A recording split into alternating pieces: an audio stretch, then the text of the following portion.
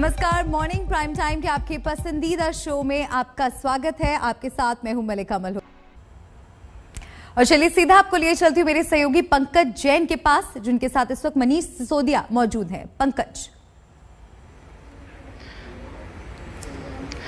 Deputy CM पहुंचे हैं school और तमाम छात्रों से बात कर रहे हैं और खास तौर से जब पहला अटैक हुआ था कोरोना का, उसके बाद आज बच्चे पहली बार स्कूल आए हैं। क्या बातचीत आपकी हुई? क्या बच्चे सुरक्षित महसूस कर रहे हैं? बच्चे सुरक्षित महसूस कर रहे हैं और खुश महसूस कर रहे हैं, क्योंकि लगभग 1.5 साल से ज्यादा हो गया इनको। इसमें से बहुत सारे बच्चे तो ऐसे हैं जिन्होंने अभी हम जिस क्लास में खड़े हैं ये 7वीं क्लास है, तो इनकी 6ठी क्लास पूरी ऑनलाइन गई है। इन्होंने स्कूल की शक्ल नहीं देखी थी और 5वीं क्लास में ये एमसीडी के स्कूल में पढ़ते थे। तो बहुत सारे बच्चे तो ऐसे हैं जो आज पहले दिन स्कूल आए हैं ना। ये स्कूल में पहली बार आए हैं, तो ये बड़ा एक वो है कि इस स्कूल में एडमिशन इनका 1.5 साल पहले हो गया, लेकिन पहली बार स्कूल आने को मिल रहा है। सारे बच्चे बहुत खुश हैं और पेरेंट्स भी अब रिलीफ महसूस कर रहे हैं, क्योंकि बहुत नुकसान हुआ है पढ़ाई का। तो वो नुकसान अब धीरे धीरे रिकवर होगा। अभी हम इनकी इमोशनल वेलबींग और मेडिटेशन, हैप्पीनेस, इस पे काम करेंगे कुछ दिन। उसके बाद इनको मेन पढ़ाई पे शुरू करेंगे। बच्चों से आपने पूछा उन्हें ऑफलाइन क्लास पसंद है या ऑनलाइन? घर से बाहर जाना? ऑफलाइन मतलब स्कूल में आना ज्यादा अच्छा लगता है या ऑनलाइन? स्कूल में ज्यादा अच्छा लगता है। सारे बच्चे सहमत है एक स्वर में, एक भी बच्चा नहीं कह रहा कि ऑनलाइन क्लास चलनी चाहिए। सर, साथ ही क्या ये एक तरह का रिस्क भी है? हम पिछले दिनों जब चर्चा कर रहे थे, जब 9वीं से 12वीं के स्कूल खुले थे, वैक्सीन के बारे में कि वैक्सीन आएगी उसके बाद ही बच्चों को स्कूल भेजना चाहिए, उसकी स्थिति क्या है अभी? क्या रिस्क नहीं है एक तरह का? रिस्क तो है, लेकिन अब इतनी पढ़ाई को लेके और रिस्क नहीं ले सकते हैं, क्योंकि ऐसा ना हो कि वैक्सीन का वेट करते करते हमारी एक पूरी की पूरी जनरेशन ऐसी निकल जाए जिसका स्कूल लेवल, जिसका एजुकेशन का लेवल बहुत नीचे हो। इसका नुकसान बहुत ज्यादा है और ये बड़ा रिस्क है। अब जैसे कोविड कंट्रोल में है, रोजाना 70,000 80,000 टेस्ट में से 25, 30, 40 लोग पॉजिटिव आते हैं, तो ऑलमोस्ट बहुत नीचे आ चुका है कोविड का लेवल। वैसे में अब स्कूल खोलना जरूरी था। अब और रिस्क इनकी पढ़ाई के साथ नहीं ले सकते। साथ ही साथ 9वीं से 12वीं के जो बच्चे होते हैं वो स्कूल आते हैं या ऑफलाइन क्लास करें, उसमें ज्यादा समानता नहीं होती है, लेकिन छोटे बच्चों को स्कूल भेजना, उनका कोरोना से बचाव करना, ये बहुत ज्यादा अहम हो जाता है। तो उसके लिए क्या तैयारी आपके स्कूलों ने की है? देखिए, अब कोविड हमारे बीच रहेगा। अक्सर मेडिकल एक्सपर्ट्स कहते हैं, मीडिया पे भी हम सुनते हैं, कोविड तो अब रहने वाला है। तो जैसे इनको एजुकेशन में और सारी चीजें सीखनी है, वैसे ही बचपन से कोविड के साथ रहना भी सीखना है। जो भी बीमारी आई है उसका इलाज या तो हो जाए या कोविड के साथ रहना सीखें। तो इनकी एजुकेशन का हिस्सा बनेगा कोविड। कैसे सोशल डिस्टेंसिंग से रहना है, कैसे प्रोटोकॉल्स फॉलो करना है, ये भी अब एजुकेशन है। और साथ ही अगर बच्चा बीमार हो जाता है, उसे फीवर फील होता है, तो क्या इंतजाम है स्कूलों में? स्कूल में हमारे यहाँ से पूरे इंतजाम है। तुरंत कोई भी किसी का फीवर या इस तरह का डिटेक्शन है तो उसका टेस्ट कराएंगे और उसकी पूरी फैमिली का भी टेस्ट कराएंगे, पूरी ट्रेसिंग करेंगे और प्रिकॉशन के लिए सारे उस क्लास के बच्चों को फिर थोड़ा सा क्वारंटीन करेंगे या उनके घर पे उनको सूचित करेंगे। और कहीं से भी कोई इस तरह का इंसिडेंट आ जाता है, हम एकदम कदम उठाएंगे। मेरा आखिरी सवाल ये है कि स्टाफ को कहा गया है वैक्सीन लगवाने के लिए, वैक्सीनेटेड होना बहुत जरूरी है, जितने भी टीचर्स हैं और स्कूल के जो स्टाफ हैं, तो उसे लेकर फिलहाल स्थिति क्या है? कितने लोग वैक्सीन लगवा चुके हैं जो स्कूलों में खासतौर से पढ़ाई करवाते हैं या स्टाफ के तौर पर काम करते हैं? गवर्नमेंट और प्राइवेट स्कूलों के लगभग 98-99% लोग, including all kind of staff, vaccination हो चुका है उनका।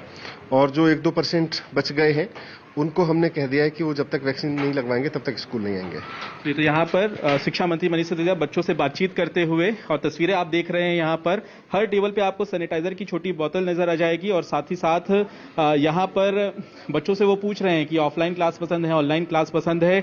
रिस्क से वो इनकार कर रहे हैं और कह रहे हैं कि ये एक जरूरत है। तो जाहिर सी बात है उन तमाम बातों का ध्यान रखा जा रहा है जिससे कोरोना से बच्चों को बचाया जा सके स्कूल के भीतर।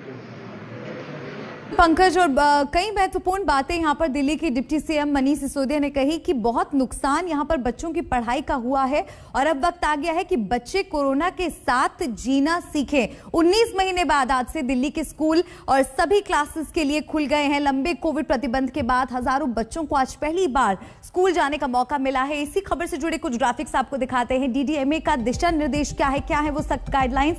अभिभावक की सहमति से ही स्कूल आए बच्चे, ये सख्त सख्त निर्देश दिए गए हैं। टीचिंग नॉन टीचिंग स्टाफ का टीकाकरण बेहद जरूरी है।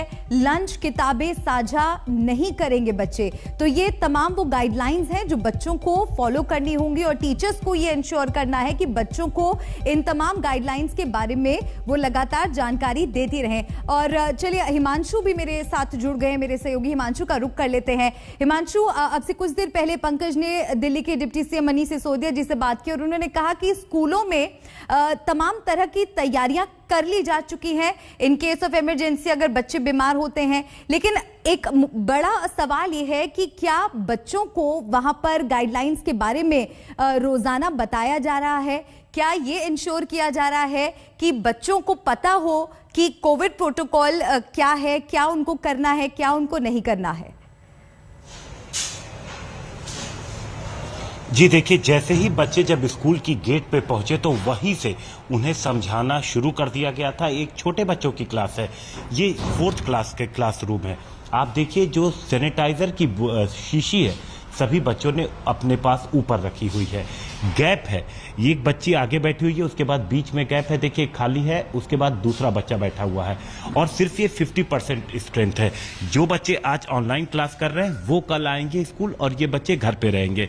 लगातार जो टीचर्स हैं यहाँ पे स्कूल की वो इनको समझा रही हैं, मास्क कोई बच्चा नहीं उतारेगा। जो वाटर बॉटल है वो इनको क्लासरूम में जब शुरू हुआ था तो वो बताया गया था कि वाटर बॉटल, टिफिन कुछ भी कोई किसी से शेयर नहीं करेगा।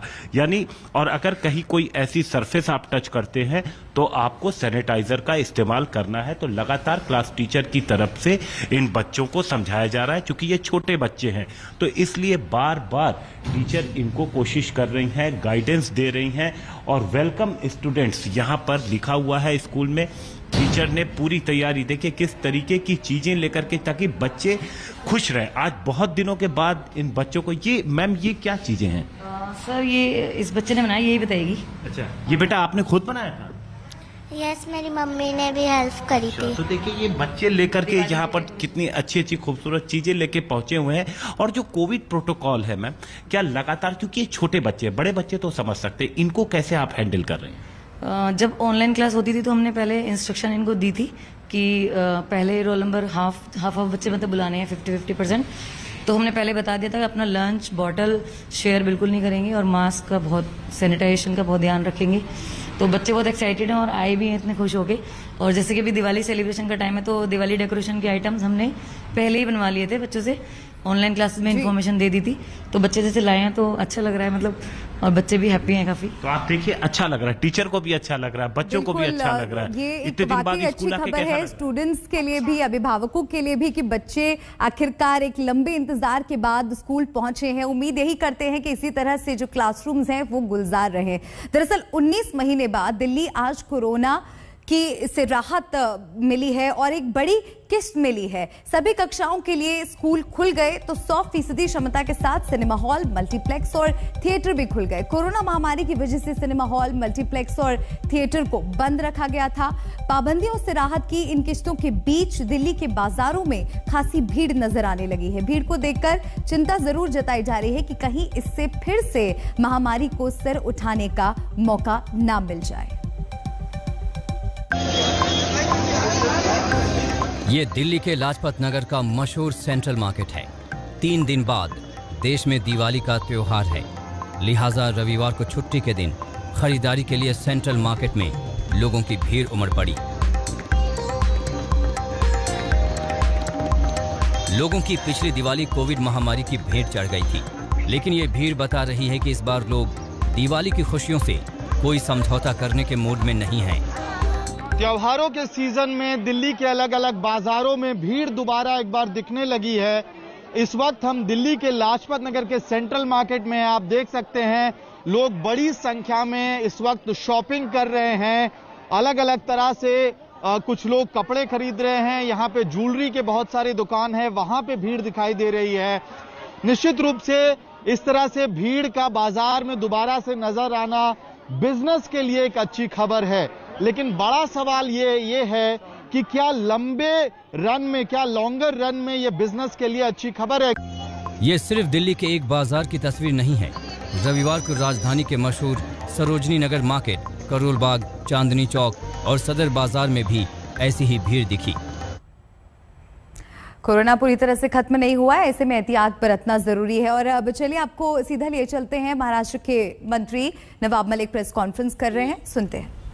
DZU 2020 का मेरी जानकारी है कि एक सुनवाई में उसे कोर्ट में हाजिर नहीं किया गया, जिसमें दिल्ली के NCB के जोनल यूनिट ने कहा कि वो जेल में है और जानकारी ऐसी है कि वे साबरमती जेल में हैं। ड्रग ट्रैफिकिंग के केस में गिरफ्तारी हुई है, लेकिन उनके रिश्ते महाराष्ट्र के पूर्व मुख्यमंत्री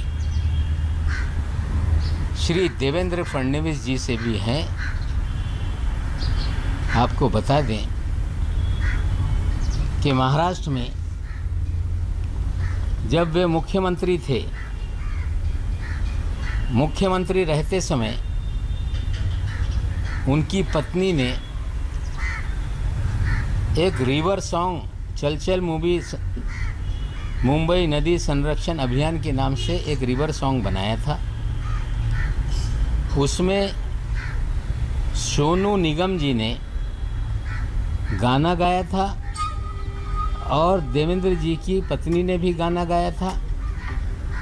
उसमें देवेंद्र फडणवीस जी ने भी अभिनय किया था और साथ में मुनगंटीवार जी ने भी अभिनय किया था। मैं थोड़ा आपको दिखा देता हूँ और बाद में आपसे शेयर कर लूँगा।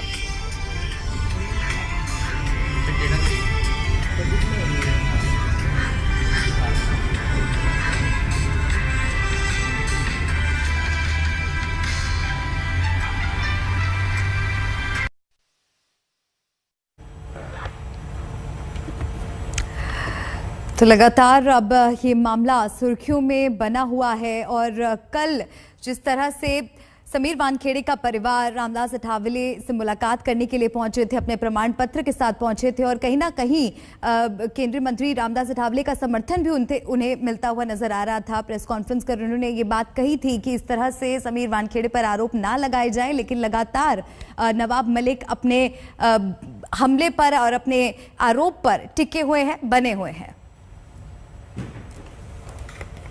के साथ अभिनय करें, अच्छी बात है। देवेंद्र जी अभिनेता बन जाएं, अच्छी बात है। मुनगंटीवार जी अभिनेता बन जाए, अच्छी बात है। डायरेक्टर उसके सचिन गुप्ता थे। सिंगर अमृता फडणवीस एंड सोनू निगम, उसको म्यूजिक दिया था, जो गाना लिखा था वो अभिजीत जोशी जी ने। क्रिएटिव हेड उसके मनीष खानका थे और उसके फाइनेंस हेड जयदीप राणा जी थे। ये कह देना कि सार्वजनिक जीवन में कौन किसके साथ तस्वीरें खींच लेता है हमें पता नहीं। तस्वीर तो ऐसी है कि एक दूसरे को तुम शैतान हो, तुम शैतान हो, इस तरह की तस्वीर है। मैंने पूछा ये निशान क्या होता है, मेरे बच्चों ने कहा कि यू आर एविल। अब कौन शैतान है मुझे पता नहीं, लेकिन ये शैतान जो नशे का कारोबारी है, ड्रग पेडलर है। एक टी सीरीज ने जो गाना रिलीज किया था जिसमें अमृता फडणवीस जी ने गाना गाया था, अभिनय किया था, देवेंद्र जी ने भी अभिनय किया था। उस समय के जो महाराष्ट्र के फाइनेंस मिनिस्टर थे मुनगंटीवार साहब ने भी उसमें अभिनय करने का काम किया था। ये कह देना कि हमसे कब मिले हम नहीं जानते, फिर बचाव करेंगे कि मुझे मालूम नहीं था ये कौन आदमी फाइनेंशियल हेड बन गया। लेकिन देवेंद्र जी के जयदीप राणा के रिश्ते बहुत घनिष्ठ थे। एक तस्वीर और डालता हूँ कि गणपति देवेंद्र जी के घर पे है या जयदीप राणा के घर पे, मुझे पता नहीं, लेकिन गणपति दर्शन के लिए देवेंद्र फडणवीस, जयदीप राणा ये साथ में है। इसकी तस्वीर मैं रिलीज़ करता हूँ। ये सिर्फ मामला इतना ही नहीं, मामला महाराष्ट्र में ड्रग के बड़े कारोबार का है। कल मैंने कहा था कि देवेंद्र फडणवीस का एक वजह इसी शहर में रहता है, नीरज गुंडे, जिसको पूरी तरह से पिछली सरकार में मुख्यमंत्री निवास में एक्सेस था, मुख्यमंत्री कार्यालय में एक्सेस था, सारे अधिकारियों के चैम्बर में एक्सेस था, सारे पुलिस के ट्रांसफर वो तय करता था, ब्यूरोक्रेसी के ट्रांसफर वो तय करता था और पूरी तरह से उगाही उसी के जरिए महाराष्ट्र में की जाती थी। और देवेंद्र जी जब भी नई मुंबई की तरफ, पूना की तरफ प्रस्थान करते थे तो शाम में उनके घर में हाजिरी लगती थी और लगातार नीरज गुंडे के घर पर वो बैठते थे और वहीं से सारा देवेंद्र जी का माया जाल चलता था। सरकार बदलने के बाद महाराष्ट्र में जो भी केंद्रीय एजेंसियां हैं, चाहे ईडी हो, चाहे सीबीआई हो, चाहे इनकम टैक्स हो, चाहे एनसीबी हो, यही देवेंद्र जी का वाजे सारे कार्यालयों में फिरता नजर आ रहा है। अधिकारियों के तबादले में भी करोड़ों रुपए वसूले जा रहे हैं। समीर दाऊद वानखेड़े जो पिछले 14 साल में इस शहर में लगातार अलग अलग विभाग में काम करता है, उसके भी तबादला करने के पीछे महाराष्ट्र के पूर्व मुख्यमंत्री देवेंद्र फडणवीस हैं और उसे लाया इसीलिए गया कि आप पब्लिसिटी करके नाजायज लोगों को फंसाया जाए और ड्रग का खेल इस मुंबई और गोवा में चलता रहे, इसलिए समीर वानखेड़े को लाया गया। बड़े बड़े ड्रग पेडलर, चाहे वो काशिफ खान हो, उसे छोड़ दिया जाता है। ऋषभ सचदेवा को, आमिर फर्नीचर वाला को और प्रतीक गाबा को छोड़ दिया जाता है।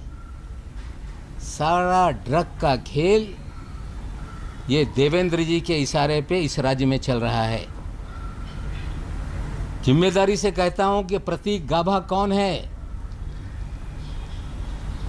प्रतीक गाबा को क्यों छोड़ा गया, प्रतीक गाबा इस शहर में क्या करता है, किन होटलों में पार्टी ऑर्गेनाइज करता है, एक टेबल की कीमत 5 लाख, 10 लाख, 15 लाख कैसे होती है। मैं आज प्रतीक गाबा के बारे में नहीं बताऊंगा, लेकिन इस खेल में प्रतीक गाबा सबसे बड़ा किरदार है, जो आने वाले दिनों में उसको हम आप लोगों के सामने रखेंगे। खबर जापान से। जापान की राजधानी टोक्यो में मेट्रो ट्रेन में चाकूबाजी और एसिड अटैक की घटना से हड़कंप मच गया। हमले में कम से कम 10 लोगों के जख्मी होने की खबर है। बताया जाता है कि हैलोवीन के लिए लोग टोक्यो के सिटी सेंटर जा रहे थे, तभी बैटमैन के जोकर की पोशाक में 24 साल के हमलावर ने चाकू और एसिड से हमला बोल दिया। घटना का जो वीडियो सामने आया उसमें ट्रेन के कोच में लोग जान बचाकर भागते हुए नजर आ रहे हैं।